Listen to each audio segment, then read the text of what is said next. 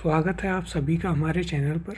आज की इस क्लास में हम राजस्थान हिस्ट्री के पुरातात्विक स्थलों से जुड़े हुए प्रीवियस ईयर के क्वेश्चंस करेंगे। तो आइए इनकी शुरुआत करते हैं। सबसे पहला प्रश्न है, राजस्थान में पुरातात्विक सर्वेक्षण कार्य सर्वप्रथम प्रारंभ करने का श्रेय किसे दिया जाता है? इसके ऑप्शन है ACL Carlyle, HD Sankalia, BB Lal या A कनिंघम। तो देखिए इसका जो सही उत्तर है वो है आपका ऑप्शन नंबर 1 ACL कार्लाइल। इनके बारे में यदि हम और जानें तो देखिए भारतीय पुरातत्व सर्वेक्षण विभाग की स्थापना जो है वो अलेक्जेंडर कनिंघम ने की थी, ये हम जानते हैं, और 1861 में की गई थी। राजस्थान में जो पुरातात्विक सर्वेक्षण का कार्य था वह सर्वप्रथम 1871 में प्रारंभ किया गया, जिसे कि ACL कार्लाइल ने प्रारंभ किया। और कहाँ किया? तो दौसा में उन्होंने जो है इसे प्रारंभ किया, जहाँ से इन्होंने कठोर पाषाण व मानव अस्थियों की प्राप्ति की सूचना प्रदान की थी। तो ये इसमें कुछ अदर इम्पोर्टेंट पॉइंट्स थे जो हम याद रख सकते हैं। हमारा सेकंड क्वेश्चन है, a survey work of ancient sites along the lost Saraswati river किसका कार्य था? इसके ऑप्शन हैं MR Mughal, Aurel Stein, Hermann Goetz या फिर VN आसूपा। तो देखिए इसका सही उत्तर है आपका ऑरेल स्टेन, यानी कि ऑप्शन नंबर 2 इसका सही आंसर है। अब हम अपना तीसरा क्वेश्चन देखते हैं। कालीबंगा उत्तरी राजस्थान के हनुमानगढ़ जिले में किस नदी के किनारे स्थित है? यह हमें बताना है। इसके ऑप्शन हैं घग्गर, यानी कि सरस्वती, लूनी, साबरमती और बनास। तो इसका सही उत्तर सभी जानते हैं कि ऑप्शन नंबर 1 घग्गर इसका सही उत्तर है।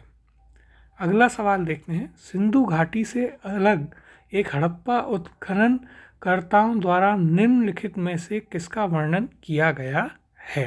इसके ऑप्शन हैं कुर्दा, वेनारा, कालीबंगा या फिर बिहारीपुरा। तो देखिए इसका जो सही उत्तर है वो है आपका ऑप्शन नंबर 3 कालीबंगा।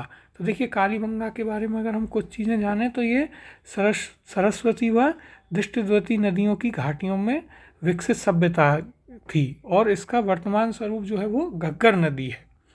अगला प्रश्न देखते हैं। राजस्थान का कौन सा सैंधव स्थल घग्गर नदी के किनारे पर स्थित है? इसके ऑप्शन हैं गिलूंड, आहट, पीलीबंगा या फिर आपका कालीबंगा। तो देखिए इसका सही उत्तर है आपका ऑप्शन नंबर 4 कालीबंगा।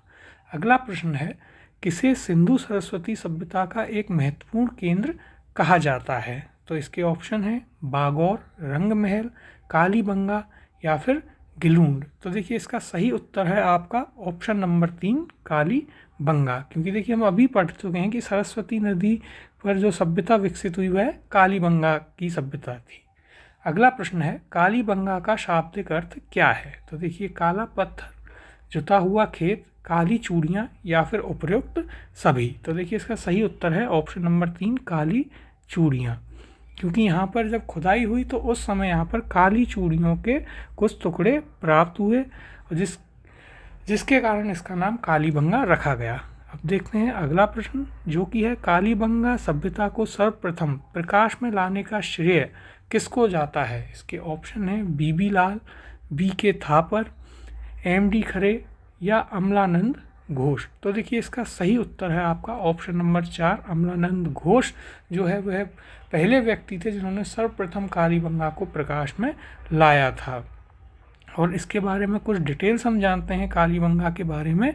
तो देखिए यह आपके हनुमानगढ़ ज़िले में स्थित है और वहाँ के मुख्यालय से दक्षिण पश्चिम में स्थित है। हनुमानगढ़ जिले के मुख्यालय से दक्षिण पश्चिम दिशा में स्थित है।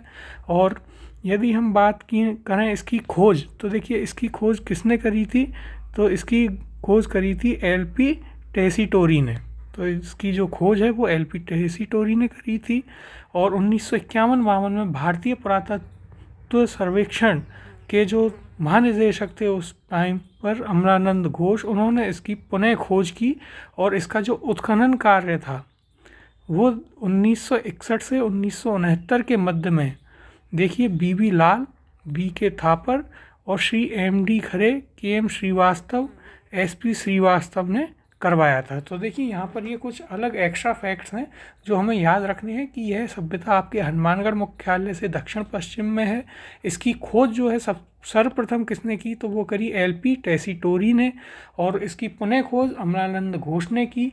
और यदि बात करें इसके उत्खनन की तो वह 1961 से 1969 तक बीबी लाल, बीके थापर, श्री एमडी खरे, केएस श्रीवास्तव और एसपी श्रीवास्तव ने की थी। तो ये कुछ अदर इम्पोर्टेंट फैक्ट्स हैं कालीबंगा से रिलेटेड।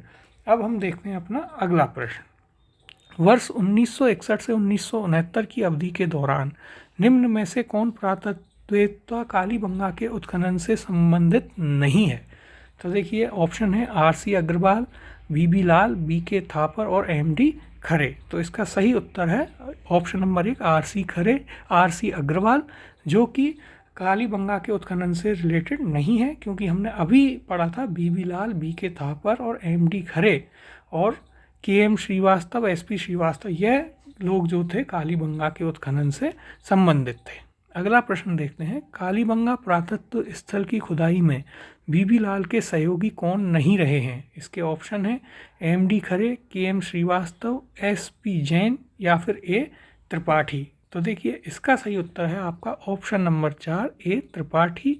इनका नाम आपने अभी जो हमने पढ़ा था उसमें नहीं था।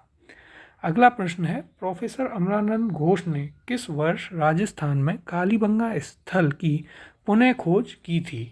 तो इसके ऑप्शन है 1952, 53, 54 या फिर 55। तो देखिए इसका सही उत्तर है ऑप्शन नंबर आपका 1 1952। हम हाल ही में पढ़ के आए थे कि 1951 से 1952 में इन्होंने पुनः इसकी खोज या फिर इस पर शोध किया था।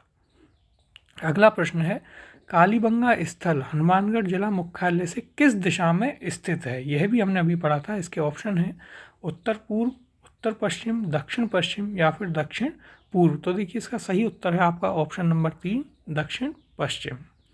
अगला प्रश्न है, किस एक अभिकरण ने कालीबंगा के उत्खनन कार्य का उत्तरदायित्व संभाला था। इसके ऑप्शन है राजस्थान पुरातत्व एवं संग्रहालय विभाग जयपुर, भारतीय पुरातत्व सर्वेक्षण नई दिल्ली, डेक्कन कॉलेज पुणे या फिर मेलबर्न विश्वविद्यालय ऑस्ट्रेलिया। तो देखिए इसका जो सही उत्तर है वो है आपका ऑप्शन नंबर 2 भारतीय पुरातत्व सर्वेक्षण नई दिल्ली। इन्होंने जो है कालीबंगा के उत्खनन कार्य का उत्तरदायित्व संभाला था। हमारा अगला प्रश्न है, कालीबंगा का उत्खनन कार्य कितने स्तरों में किया गया था। तो देखिए इसके ऑप्शन हैं 1, 3, 5 या फिर आपके 8। तो हमें बताना है कि कालीबंगा का उत्खनन कार्य कितने स्तरों पर किया गया था। तो इसका जो करेक्ट आंसर है वो है आपका ऑप्शन नंबर 3 5। तो देखते हैं इसके बारे में थोड़ा सी और इसकी व्याख्या को समझते हैं। तो देखिए कालीबंगा में उत्खनन के कितने स्तर सामने आए हैं, तो 5 स्तर सामने आए हैं। जो प्रथम 2 स्तर हड़प्पा सभ्यता से भी प्राचीन माने गए हैं, वहीं पर तीसरा और चौथा और 5वां स्तर की सामग्री जो है वो हड़प्पा सभ्यता की सामग्री के समान और समकालीन है। तो हमें याद रखना है कि इसमें प्रथम जो 2 स्तर हैं वह हड़प्पा से भी पुराने माने गए हैं और बाकी के 3 जो हैं वह हड़प्पा के समकालीन माने गए हैं। और इस आधार पर कालीबंगा की सभ्यता को हमने 2 भागों में बांट दिया है, प्राक हड़प्पा सभ्यता और हड़प्पा सभ्यता पर। अगला प्रश्न देखते हैं, किसने कालीबंगा को सिंधु घाटी साम्राज्य की तृतीय राजधानी कहा है। तो इसके ऑप्शन है GH ओझा, श्यामल दास, दशरथ शर्मा या फिर दयाराम साहनी। तो देखिए इसका सही उत्तर है आपका ऑप्शन नंबर 3 दशरथ शर्मा। उन्होंने जो है कालीबंगा को सिंधु घाटी सभ्यता जो थी उसकी तृतीय राजधानी कहा था। अब हम अगला प्रश्न देखते हैं, राजस्थान में सभ्यता के किस स्थल पर सबसे प्रथम बार हल से जुते हुए खेत के साक्ष्य प्राप्त हुए हैं। इसके ऑप्शन हैं कालीबंगा, आहर, गणेश्वर या फिर रंगमहल। तो देखिए इसका सही उत्तर है आपका ऑप्शन नंबर 1 कालीबंगा, क्योंकि कालीबंगा स्वतंत्र भारत का पहला वह पुरातात्विक स्थल है जिसमें स्वतंत्रता के बाद पहली बार उत्खनन किया गया। तो एक इम्पॉर्टेंट पॉइंट आपको यह मिलता है कि कालीबंगा वह स्थल है जिसमें स्वतंत्रता के बाद प्रथम बार उत्खनन कार्य किया गया था। इसके अलावा देखते हैं, और इसके बाद रोपड़ का उत्खनन कार्य किया गया था। तो स्वतंत्रता के जस्ट बाद में 2 स्थल जिनका उत्खनन कार्य किया गया था वे हैं आपके कालीबंगा और रोपड़। इसके अलावा यदि हम बात करें तो पूर्व हड़प्पा कालीन स्थल, यानी कि हमने 5 भागों में किया, जिसमें पहले और दूसरे में से कालीबंगा से हमें एक दुर्ग मिलता है, गाय के मुख वाले प्याले मिलते हैं, तांबे के बैल मिलते हैं, कांस्य के दर्पण मिलते हैं, हाथी दांत का कंघा मिलता है, मिट्टी के बर्तन, कांच की मणियाँ, खिलौने आदि चीज़ें हमें मिलती हैं। व इसी स्थल से हमें जुते हुए खेतों के अवशेष भी प्राप्त होते हैं, जो कि हमें इस कालीबंगा के दक्षिणी पूर्वी भाग में प्राप्त हुए जुते हुए खेत। अब हम देखते हैं अपना अगला सवाल, कालीबंगा स्थल के किस दिशा में जुता हुआ खेत मिलता है?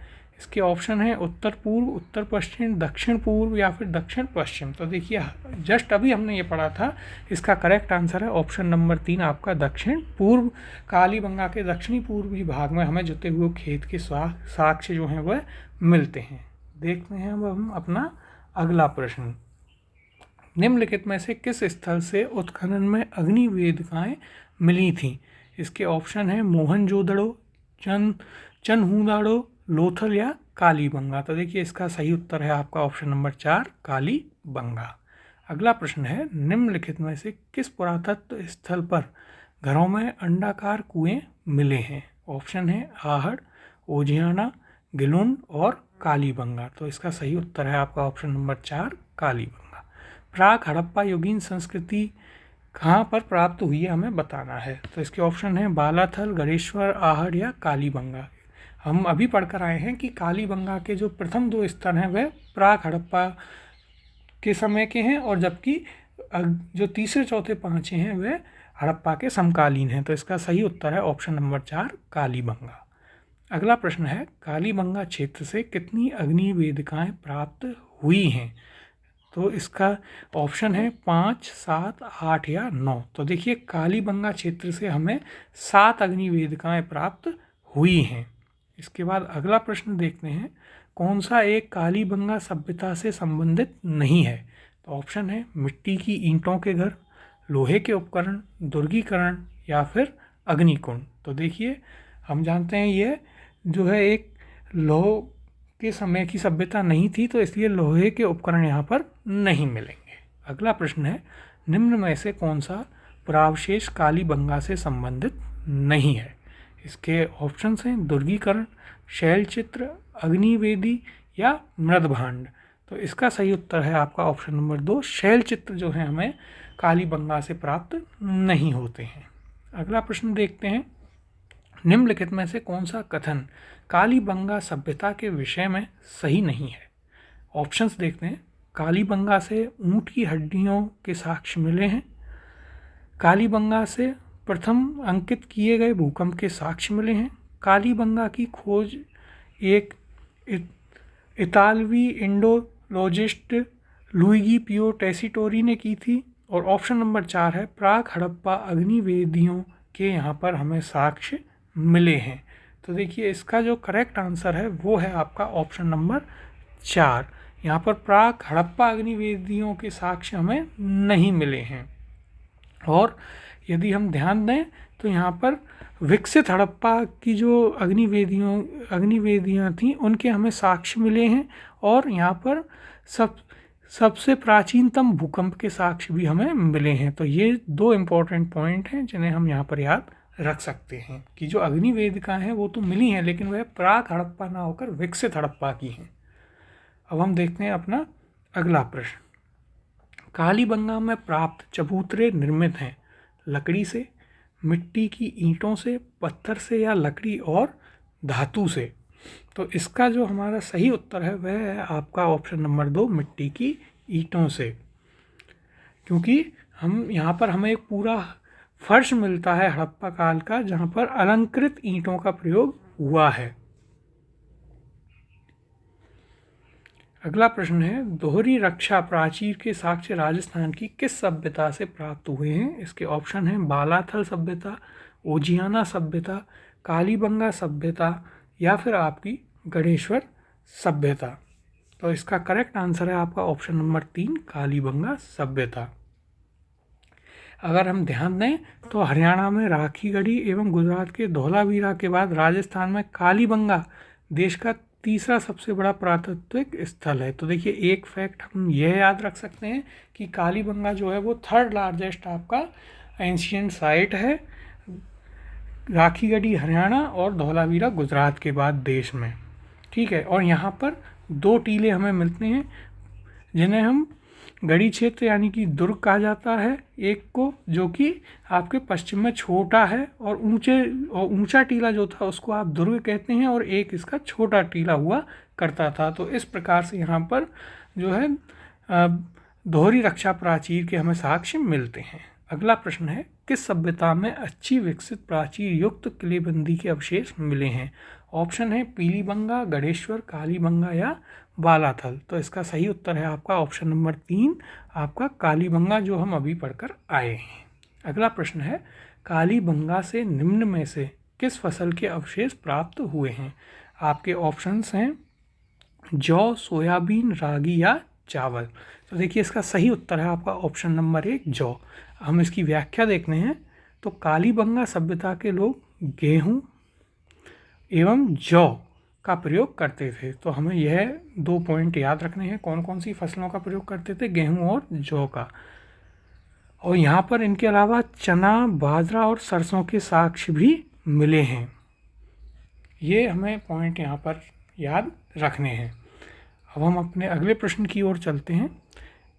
किसके साक्ष्य कालीबंगा के पुरास्थल के उत्खनन से प्राप्त नहीं हुए हैं? तो इसके ऑप्शन हैं गेहूं, बाजरा, चावल या फिर हाथी दांत की कंघी। तो इसका करेक्ट आंसर है आपका ऑप्शन नंबर 3 चावल। कालीबंगा से जो है आपको चावल के साक्ष्य नहीं मिले हैं। अगला प्रश्न है, राजस्थान के किस स्थल से प्राप्त मृद भांडों को लाल धरातल पर काले रंगों की सुंदर ज्यामितिक डिजाइनों से सजाया गया है? ऑप्शन है आहट, कोट डीगी, गिलुन या फिर कालीबंगा। तो इसका सही उत्तर है ऑप्शन नंबर 4 कालीबंगा। इसकी व्याख्या देखते हैं तो देखिए कालीबंगा से प्राप्त हड़प्पा कालीन मृद भांडों को उनके आकार, बनावट और मुख्यतः उनके रंग के आधार पर 6 उपभागों में विभाजित किया गया है। कितने उपभागों में? तो 6 उपभागों में। ये एक आपका इम्पोर्टेंट पॉइंट है। और इनके अलंकरण के लिए लाल धरातल पर काले रंग का ज्योमितीय पशु पक्षी का चित्रण बहुतायत मिलता है। अगला प्रश्न है, कालीबंगा से हड़प्पा पूर्व की सभ्यता से मिलते जुलते अवशेष पाकिस्तान में किस स्थान पर हमें मिले हैं? तो देखिए इसके ऑप्शन हैं सुतका गेंडोर, लाहौर, कोट दीजी या मोंट गोमरी। तो इसका सही उत्तर है ऑप्शन नंबर 3 कोट दीजी। देखिए कोट दीजी के बारे में देखें, जिसे कोट डीगी भी कहा जाता है। तो ये पाकिस्तान के सिंध प्रांत में है और सिंधु नदी के तट पर है, और यहाँ से इस स्थल के अग्नि में 2 बार नष्ट होने के साक्ष्य भी प्राप्त हुए हैं। अगला प्रश्न है, कोट डीगी सभ्यता का संबंध रहा है हड़प्पा पूर्व की सभ्यता से, चीन की सभ्यता से, मिस्र की सभ्यता से या फिर सुमेरिया की सभ्यता से? तो इसका सही उत्तर है हड़प्पा पूर्व की सभ्यता से। हमने अभी देखा कि कालीबंगा की भांति पाकिस्तान के सिंध में कोट दीजी जो है वहाँ पर प्राक हड़प्पा युगीन संस्कृति के अवशेष हमें मिले हैं। अगला प्रश्न है, आहड़ का प्राचीन नाम क्या था? तो इसके ऑप्शन है ताम्रवती नगरी, आघातपुर, धूलकोट या फिर बैराठ। तो देखिए इसका सही उत्तर जो है वह है आपका ऑप्शन नंबर 1 ताम्रवती नगरी। यह उसका सही उत्तर है। तो देखिए प्राचीन शिलालेख जो हैं वहाँ पर आहड़ का पुराना नाम ताम्रवती अंकित है, और 10वीं एवं 11वीं शताब्दी में से आघाटपुर अथवा आघाट दुर्ग के नाम से भी जाना जाता था, और इसका लोकल नेम जो है वह आपका धूलकोट है। तो ये इसके कुछ अलग इम्पोर्टेंट पॉइंट्स हैं। अगला प्रश्न है, किस सभ्यता को धूलकोट भी कहते हैं? अभी हमने ये डिस्कस किया है, तो इसके ऑप्शन देखते हैं कालीबंगा, बालाथल, बैराठ या फिर आहड़। तो इसका सही उत्तर है आहड़। हमने अभी देखा था कि आहड़ को लोकल भाषा में धूलकोट भी कहा जाता है। अगला प्रश्न है, आहड़ में खुदाई के बाद एक 4000 साल पुरानी ताम्रपाषाण युगीन संस्कृति की खोज की गई थी, जिसे नामक एक टीले के नीचे दबा दिया गया था। तो हमें उस टीले का नाम बताना है। ऑप्शन है रामस्तूप, धूलकोट, पानी का टीला या फिर आपका अहरावल। तो देखिए इसका सही उत्तर जो है आपका वह है आपका ऑप्शन नंबर 2, धूलकोट।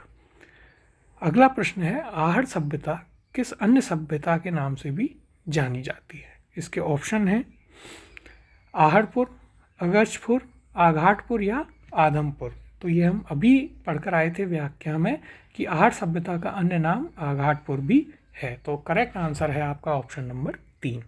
अगला प्रश्न है, निम्न में से किस स्थल को ताम्रवती नगरी के नाम से भी जाना जाता था? इसके ऑप्शन है बैराट, आहड़, कालीबंगा या फिर बागौर। तो इसका सही उत्तर है आपका ऑप्शन नंबर 2, आहड़।